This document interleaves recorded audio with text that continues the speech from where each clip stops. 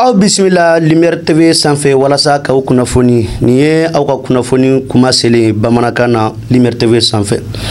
an bi taa an ka Mali kɔnɔna na tirage de la première édition de Coupe Nebuso TV o kɔni ye fɛn min sigira i n'a fɔ an ka jamana in kɔnɔ kunu précisément tubabukalo tile 15 sirakɔrɔkaw fɛ nɔ i bɛna ye k'a fɔ ko Nebuso kɔni ye bibina TV min bɛ ka wulikajɔ ni baaraw bɛɛ lajɛlen kɛ u ka ɲɛma n'o ye Dawuda Sangare a ye kumakan minnu kalifana an ka jɛ an ka lamɛn ɲɔgɔn fɛ. N'o ye Dawuda Sangare ne ye Nupeso directeur de production ale bon hakilina an bɛ fɔ fɔlɔ sala i ka ɲininkali ale la min bɛ tali kɛ an bɛ farikolo ɲɛnajɛ kunnafoni ale de di n'a ma ɲɛ ko an b'o baaraw olu kɛ an fana kan ka baara bila sen kan baara bɛ se ka kɛ sababu ye denmisɛnnin fitinin bɛ balon tan dugu ma walasa ka se k'u ka talan yira walasa u bɛ se ka nafa sɔrɔ anw sababu o de la o de y'a to ni an ka hakilina ale nana ni coupe ale dalen o ye na équipe 8 de bɛ baara in ale kɔnɔna na mun na an y'a kɛ équipe 8 ye o ye sɔrɔ a n'a nasira parce que n'i ko coupe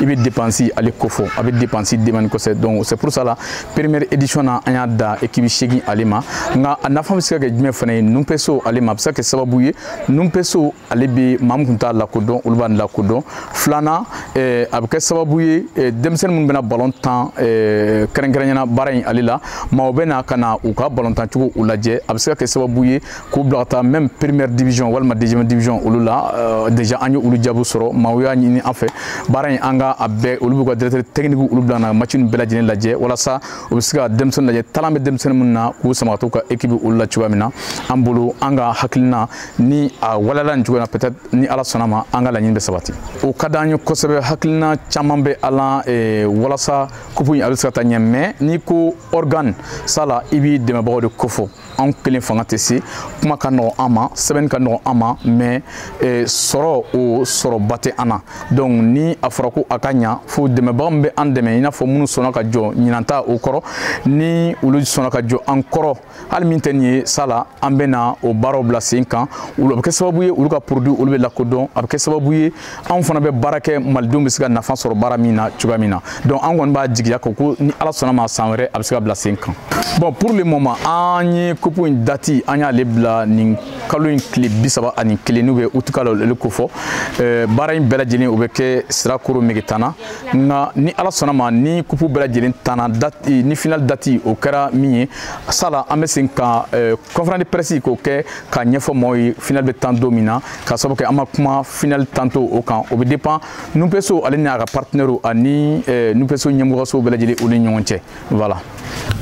N'an bɔra o la bi juma doya in na i bɛna ye k'a fɔ ko syndicat ba min bɛ wele ko sina bɛɛ fɔ n'ale ye syndicat ye syndicat min bɛ banque ko fɔ ani établissement financier ko fɔ ani microfinance ko fɔ u kɔni ye wulikajɔ kɛ bi ka kalanbolo dɔw boloda kalanbolo min bɛ daminɛ bi tile 16 tubabukalo utukalo ka taa bila sini a tile 17 la min bɛ se ka to sina bɛfu bureau yɛrɛ ba a maaw bɛ se ka ɲɔgɔn faamuya cogo min na u bɛ se ka hakilina sɔrɔ cogo min na texte ni fɛn fɛn ye papier ko ye fɛn fɛn ye document ko ye min bɛ ka syndicat ko fɔ a kɛra Mali kɔnɔ a kɛra Mali kɔ walasa u ka se ka faamu an ka jɛ an k'u ka maaw minnu sɔrɔ kɛnɛ kan yen nɔ i n'a fɔ ministre Musa Alassane Diallo fo ka taa a fara Seku Abdoulaye Pilito Keita kan an ka jɛ k'u lamɛn n'ale ye Amadou Ba n'ale ye secrétaire général de Senabefula o dangan ye.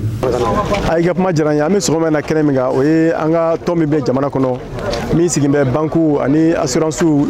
jɔyɔrɔ u ka baarakɛlaw k'u juguruma don k'u ka hakɛw sabati an b'olu ka kɛnɛ kan o ye kɛnɛ min ye o ye kalan kɛnɛ de ye bamananw b'a fɔ ko tulo t'i kɔrɔ kalan ma kalan in dabɔ min kama ka na u kɛ kalanden jolen min b'a to sariya minnu bɛ ka baarakɛlaw lapasa sariya minnu b'o kofɔ jamana kɔnɔ ani sariya minnu b'o kofɔ jamana kɔfɛ ka na k'o ɲɛfɔ an ka kalanden ninnu ye u ka se k'o faamu u ka se ka baara k'o kan min b'a to o kalan bɛ kɛ nafa ye olu ma a bɛ kɛ nafa ye u ka tɔn ma a bɛ kɛ nafa ye jamana yɛrɛ ma an y'a ye k'a fɔ kalan in a nafa ka bon kosɛbɛ n'i y'a mɛn k'i bɛ baarakɛlaw k'i b'u kɔrɔta k'i b'u fasa k'i b'u jurumako don u ka sɔrɔ o bɛ kɛ ni papier minnu ye o bɛ kɛ ni sariya min e yɛrɛ b'o dɔn n'i b'o dɔn o b'a dɔn i tɛ bila fili kɔnɔ o b'a sɔrɔ i bɛ sariya fana bato o de y'a to an y'u fo k'u waleɲuman dɔn k'a fɔ u y'o kalan min sigi sen kan nin ye ko ye min ye ko ɲuman ye u kan ka u jija k'a ko sabati k'a bila sen kan a bɛ kɛ nafa ye cogo min jamana ma a bɛ kɛ nafa ye olu yɛrɛ ma cogo min na o y'a fɔla a filanan ye min ye an y'a fɔ n'i ye bankuw ni assurancew ka ni tɔnw lajɛ minnu bɛ baarakɛlaw jɔyɔrɔma don u jɔyɔrɔ ka bon jamana kɔnɔ kosɛbɛ parce que olu ni baarakɛlaw de bɛ ɲɔgɔn fɛ n'i y'a mɛn ko baarakɛlaw de don ni baarakɛla tɛ yen baarayɔrɔ tɛ yen ayiwa baarakɛyɔrɔ ka nafa a n'a ka taaɲɛ a n'a ka sinsin o bɛ baarakɛlaw de bolo donc ni tɔn min ɲɛsin bɛ baarakɛlaw k'u ka u jukɔrɔma don k'u ka hakɛw kɔlɔsi o tɔn ninnu kan ka dɛmɛ o tɔn tɛ tɔn ye ko minnu kan ka kɛ baarakɛlaw sina ye o ye baarakɛlaw teriw de ye o ye baarakɛyɔrɔ teriw de ye n'olu bɛ kɛnɛ kan an kan ka y'o kɛnɛ kan k'u dɛmɛ o baara la min b'a to u bɛ fɛn o fɛn boloda a bɛ kɛ hɛrɛ ye a bɛ kɛ sira sɔrɔ ye a bɛ kɛ wasa ye olu ma a bɛ kɛ wasa ye baarakɛdaw ma a bɛ kɛ wasa fana ye jamana ma o de y'an segu ye sɔgɔma in na ka n'u dɛmɛ nin baara in na u kɛmɛ ka kalan min sigi sen kan a ka kɛ wale ye min bɛ se ka an ka bankuw n'an ka assurance ni jago an ka wale n'u ɲɛsin bɛ an ka jamana sɔrɔ hɛrɛw ma n'a sɔrɔ taasiraw ma a ka kɛ sira ye kalan ye min b'olu bɛɛ yiriwa o de y'an segu ye sɔgɔma in na k'u fo k'u waleɲuman dɔn k'a f'u ye k'u jija nin baara nin ye baara nafama de ye min nafa ka bon jamana kɔnɔ ne tɔgɔ ye Abdoulaye Keita ne ye syndicat national des banques assurance établissement financier microfinance entreprise pétrolière et commerce du Mali o lafasatɔ bɛ Mali kɔnɔ ne y'o bureau ɲɛmɔgɔ dangan fɔlɔ ye an ka bi ɲɔgɔn darajɛ tɛ dɔwɛrɛ ka se ka an ka militants k'u lakɔgɔya n'a bɛ fɔ a ma formation de renforcement de capacité ka se ka dɔ fara an ka dɔnniw kan n'an ka kalan kan sénégalisme yɛrɛ ye mun ye sariya jumɛnw de bɛ sénégalisme na Mali kɔnɔ ani Mali kɔ kan donc ka se ka ɲɛfɔli kɛ tɔndenw ye u k'a faamuya pour que baara minnu bɛna kɛ a ka se ka kɛ ka ɲa o de y'an ka sɔgɔmada n'a lajɛrɛ kun ye an ye ɲɛmɔgɔ caman wele a ɲɛmɔgɔ fɔlɔ ye an ka ɲɛmɔgɔba yɛrɛ n'o ye Yakuba Katile ale ye UNTM ɲɛmɔgɔba ye en même temps conseil économique président don o kɔfɛ an ka ministre min ɲɛsinnen don jagokow ma ani an ka usine ko an y'ale fana wele ka na parce que an n'a ye partenaire ye an bɛ jɛ ka ko caman kɛ ɲɔgɔn fɛ ale yɛrɛ ye an ka syndicat sigibaga fɔlɔ dɔ ye o y'a sɔrɔ an yɛrɛ ma don syndicat la fɔlɔ an ka patronaw fana an y'u wele bankuw ka ɲɛmɔgɔyaso ani assurancew ka ɲɛmɔgɔyaso an y'olu bɛɛ wele ka na u ka na ka kɛ seere ye k'a dɔn k'a fɔ an ye kumakan min fɔ an ka syndicat kɔnɔ ko syndicalisme de développement tiɲɛ de don kuma dɔrɔn tɛ a fɔlɔ ye ka se k'an ka tɔndenw lakɔgɔya donc u yɛrɛ nana u y'a seereya u y'a jira k'a fɔ nin t'a siɲɛ fɔlɔ ye an ka syndicat bɛ nin lakɔgɔli lajɛrɛw kɛ surtout nin sen ta ye o ye an ni fondation Frédéric Ebert n'o ye u b'a fɔ cogo di baɲumankɛ dɔ don a bɛ dɛmɛ ɲɛsin syndicatw ma a bɛ dɛmɛ ɲɛsin jɛkulu caman ma an ka jamana kɔnɔ an n'u ye bolodi ɲɔgɔnma kɛ a bɛ san damadɔ bɔ nin y'a siɲɛ sabanan ye u b'an dɛmɛ ka se k'an ka tɔndenw lakɔgɔya. N'an bɔra o la halisa an bɛ taa an ka jamana in kɔnɔ an bɛ taa lakana bunda ko kan n'i taara lakana ko sira fɛ i bɛna chef d'état-major général des armées ale kɔni ye wulikajɔ kɛ n'o ye général de division Umaru Jara a kɔni ye bilasirali kɛ ka ɲɛsin denmisɛnninw ma denmisɛnninw minnu bɔra sisan o ka kalan kɛ ka précisément ka kunnafoniw sɔrɔ min bɛ se k'a to olu bɛ se ka faamuyali ɲuman ni baara ɲuman kɛ précisément an ka jamana in kɔnɔ nin baara in kɔni bɛɛ kɛra Britannique militaire de Kati o kɔnɔna na i bɛna ye k'a fɔ ni jeune officier ninnu ye o la maaw ye maaw dɔ maa minnu n'u bɛ wele ko 25e promotion de l'école d'application d'officier de Kulikoro i bɛna ye k'a fɔ ko bilasirali kɔni hukumu kɔnɔna na a jirala k'a fɔ ko ninnu kɔni ye cɛdenw ye cɛdenw minnu labɛnnen don sisan ka taa terrain kan min bɛ se k'a to o bɛ Mali défend kan min bɛ se k'a to o bɛ Mali kunkɔrɔta ka kɛlɛ kɛ min bɛ se k'a to Mali ka yɛlɛma hɔrɔnya o bɛ to Mali kɔnɔna na. hali sisan an bɛ to lakana ko la n'i y'a ta k'a lajɛ a bɛ fɔ salle min ma ko salle de conférence d'état-major général des armées i bɛna ye k'a fɔ kɔni a bɛ fɔ don min ma ko mercredi le 14 août 2024 i bɛna ye k'a fɔ ko maaw dɔ bɛ yen nɔ olu kɔni nana ka na dɛmɛ kɛ ka ɲɛsin an ka finitigiw ma o tɛ in kɔni de tɔgɔ ye ko Mamadu Masawule Samake ale kɔni ye sɛfa wari $2 k'o ta k'a di an ka chef d'état-major général des armées dɛmɛ o kɔni ma ka jira la k'a fɔ ko ale ka dili de ka o de ye ka dɛmɛ don Mali finitigiw ma ani ka dɛmɛ don malidenw ma malidenw minnu bɛ wuli ka jɔ ni baaraw la su ani tile n'a bɛ fɔ o ma ko an ka wolomasiri tabaw donc i bɛna ye k'a fɔ ko nin baara in kɔni nin hakilina ninnu bɔra hakilina min n'o de ye dɛmɛ min bɛ kɛ ka ɲɛsin précisément an ka fasodenw ma fasodenw minnu bɛ ka u yɛrɛ di Mali tɔgɔ la. hali sisan an bɛ to an ka jamana in kɔnɔna na an bɛ taa hali sisan an ka camancɛ bolo yan fana n'i y'a ta k'a lajɛ Mali kɔnɔ yan a bɛ fɔ fɛn minnu ma ko droits humains camancɛ bolo fɛ a kɔni jirala jɛkuluba dɔ fɛ n'u b'a wele ko FIDH k'a jira k'a fɔ ko tiɲɛ yɛrɛ la gɛlɛyaba bɛ ka ɲɛsin maaw ma adamadenw ka hakɛw kɔni dɛrɛgulen don u la maa jugu fɛ hakilina jugu fɛ ani maa minnu bɛ yen k'u tɛ baara ɲuman kɛ maa minnu bɛ yen k'u tɛ sɔn sariya ko foyi ma u kɔni bɛ k'u sago kɛ FIDH kɔni y'a jira k'a fɔ ko ni jantɔma kɛ ko adamadenw dɔ bɛ yen ko nin dusukasi ninnu tɔɔrɔ ninnu bɛ se ka kɛ sababu ye ka gɛlɛya lase u caman ma n'an bɔra o la an bɛ taa minɛ ka n'i y'a ta k'a lajɛ k'a fɔ n'o ye musow ka jɛkuluba ye a kɔni u y'a jira k'a fɔ ko nin kɔni y'a siɲɛ fɔlɔ de a biro sigi ka kɛ précisément i n'a fɔ dugu min bɛ wele ko i n'a fɔ Mɛnɛka wa a jirala fana k'a fɔ ko Mɛnɛkakaw fɛ yen nɔ ko nin kɔni a ko kɔni kun ganna kosɛbɛ koyi a ko kun gɛlɛyala koyi parce que maa ninnu kɔni a mɛnna o bɛ ka wuli ka jɔ ni baaraw kɛ min bɛ se k'a to olu bɛ se ka bureau sɔrɔ k'a sigi n'o ye kafo n'o ye muso an balakaw ye mais sisan kɔni k'u ka bureau sigira wa a kɛra bureau ye bureau min ni bɛɛ lajɛlen y'a lakodɔn. n'an bɔra o la halisa an bɛ to an ka jamana in kɔnɔ n'an taara Jigi Bumu kɔni ye village min filɛ ni an ka dugu camancɛ yan fan na n'o ye Mali ye i bɛna ye k'a fɔ ko 370 n'o ye maa 600 ani maa 300 plutôt ani maa 70 o kɔni ye dɛmɛ sɔrɔ ka bɔ i n'a fɔ maaw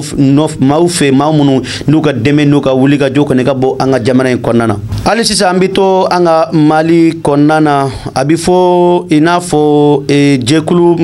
précisément an ka Mali kɔnɔ kalanyɔrɔba dɔ bɛ yen nɔ kɔni o bɛ Sikasokaw fɛ yen nɔ n'u b'a wele ko Kajolo n'o ye an ka sigidaba dɔ ye n'i y'a ta k'a lajɛ o sigida in kɔni ni jantɔ ma kɛ enseignant maa 21 ka taa fara écoleden 390 kɔni k'u bɛ sɔn ka gɛlɛya sɔrɔ sabula école so dɔ bɛ n'o ye école catholique ye kɔni ko o kɔni bɛna a datugu wa n'o datugura siga foyi t'a la gɛlɛyaba bɛna sɔrɔ nin denmisɛnnin ninnu ani nin maa ninnu n'o ye enseignants ye olu yɔrɔ parce que u ka baara enseignants ka baara bɛna tiɲɛ écoledenw ka kalanko a ko caman tɛna dɔn a caman ka kalanko tɛna dɔn ngalama wa nin ko in na hali sisan an bɛ to farafina mais an bɛ an pan ka taa Sénégal kaw fɛ yen nɔ n'an taara Sénégal président kura n'o ye Bassirou Diomaye Diakhar Faye ale kɔni taara cérémonie min ni a bɛ ka kɛ tubabu fɛ précisément faransikaw fɛ yen nɔ o cérémonie tɛ fɛn wɛrɛ ye koyi comme an y'a fɔ cogo min na an ka jamu kan an ka kunnafoni na kunu Faransi ka yɛlɛma hɔrɔnya kɛlɛ don a daminɛ don min na a ye san 80 sɔrɔ o san 80 kɔni o kɛra sababu min y'a to ni Emmanuel Macron ale ye wele bila a ka maa minnu ye a tali jamanaw ye n'i y'a ta k'a lajɛ an ka fasoba Maliba kɔni ale y'a ko don Faransi la a bɛ waati jan bɔ sisan donc o senfɛ Faransi kɔni ye wele bila Bassirou Diomaye Diakhar Faye a kɔni ye wele bila ma min bɛ se ka to ka a kana i n'a fɔ Sénégal kaw kɔni u jɔyɔrɔ fa nin kɛnɛ in kan n'i ye san 80 kɛw ta k'a lajɛ tubabu ka kɛlɛ daminɛna don min na précisément le 14 août 1944 o de kɛra don ye don min ni farafin ni tubabu na américain ani Europe jamanaw dɔw olu tigɛra ɲɔgɔn ma ka Faransi dɛmɛ ka kɛlɛ daminɛ a don 400,000 militaires n'o ye militaire ba 400 o de ye wuli ka jɔ kɛ ka kɛlɛ kɛ min bɛ se ka to Faransi bɛ se ka bɔ jɔnya la Allemagne bolo o de senfɛ sa Bassirou Diomaye Diakhar Faye ale kɔni kun bɛ Emmanuel Macron kɛrɛfɛ précisément invitation gɛlɛmanba min cira ma k'a ka jija a ka se yen nɔ min bɛ se ka to olu bɛ se ka ɲɔgɔn dɛmɛ ka ni commémoration in kɛ ɲɔgɔn fɛ wa a kɔni kun bɛ yen wa diɲɛmaa caman bɛ yen surtout an ka farafinw an caman bɛ ka question poser est ce que Bassirou Diomaye Faye est ce que a ma bɔ denmisɛnninw jigi kɔrɔ dɔɔni wa sabula maliyɛn ni farafin ni Sahel ni farafinna jamanaden caman bɛ yen olu hakili la ko ni Emmanuel Macron ye wili bila ma k'a kun bɛ question poser a yɛrɛ kunna siɲɛ caman yanni na ka sengata mais akoni tara ay question posa kuna ma question posa kuna antado wa akoni kun accompagner do par vraiment aka amuso kelengumba anofe ndo oboy ko Aissata Sek donc o koni kumba anofe Basir Juma Jahar Fay ale koni ni inafo Emmanuel Macron woni yera photo chamana membe se kato abe jira jiama bela sharia la ka foka akunde France jamanaka Nambore nambita bene ka ofeno ibina ye ka foko madobe nubawelo ko frère frère Honvi ale koni ye influenceur ye ndo ye mawye mamunu bi kuma bolola siraka ka kuna fonu di ka hakilna taw di ku ka mirna di ku ka kelew ke bolola sira semfe wode kama ni che bayi ngoni akumina na lome ka fe no le 12 août mardi kata le 12 août mardi katabla le 13 août tabla le 13 août la ibina lundi 12 août voilà lundi 12 août katabla mardi 13 août la ninche ngoni tununa lome ka fe no wa ajira la fana ka foko mi atoni ninche tunna fen flate ko est-ce que mawdo de mabokku tuni précisément bene kana ninche ta lome ka tunnae mais wuliga jo koni kera kuna foni dila chaman fe ka frère Honvi ka anyini na soro abi choga mina wala sa kuna foni ka soro aka avoka fana wuliga jo chaman ke ka ta bene to kutunu précisément ka ta ngali ke na ya soro ninche imbi ballo ati balola mashima don folo mais ma chaman koni beka bene nyamaw koni parce que koni chenyi kaka critique ka bon kosebe kanyesi bene nyamaw ma chaman koni beka bene nyamaw koni la fe tofoni ko ina mais amma don folo ko ngoni bi la alamina ma ka foka koni ko chen la ka lebe ka wuli ka joni munu bele jelike ka ale mase ka ni chen koni nyo ye ndo frère Honvi ali samba wakili jigi ka foko anga jamana konana chemi mbele ko honorable Idrissa Alay Sankare nali tabtal pula kuma doye kuna foni koni foi ma sero folo memba jarana ka foko ni chen ko abi mo min bolo ubi akabi yoro mina halisa akuna foni ma soro me wuli ka jok ne beka ke membe se ka to abi se ka ye donc wa lanyini ni fem bebe ka ke mse ka to abi yoro mina akasen ka segi kana akaso ka hakli jiki doron ka foko kunu suro minti suro ye de ni chen ko ni tunna amaye aka telephone takado ataka sone aka mobile maye donc ambi se kan ninde fo awye bi ni na kuna foni ka hakli jiki ka foko fune dimanche alete yakume kamara la kuma bara kuma Marsala Touré bolo anga deme ba ombu fo Fatima Tanyan Batuli mouvement ambiko ka tafara tulis groupe ka ani yele électronique Mamutu Traoré ana jenyombe ka fo ntana su bema aya kambe na sona machine ni watike chini ere samedi saw donc aya kambe lundi inshallah ni watike na wa salam balma kew balma muso électronique mina de jorobi awla o bana pew walma sokono minaw misiri kono minaw studio minaw salle de conférence minaw fokata se